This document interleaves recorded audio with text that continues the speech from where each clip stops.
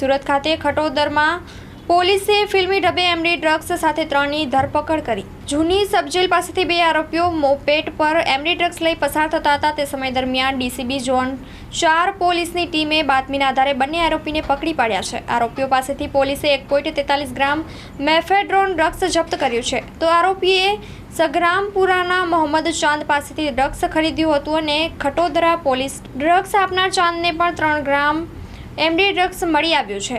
આરોપી પાસેથી પોલીસે રૂપિયા 1.50 લાખનો મુદ્દામાલ કબજે કર્યો છે અને 3ની ધરપકડ કરી કાર્યવાહી હાથ ધરી છે।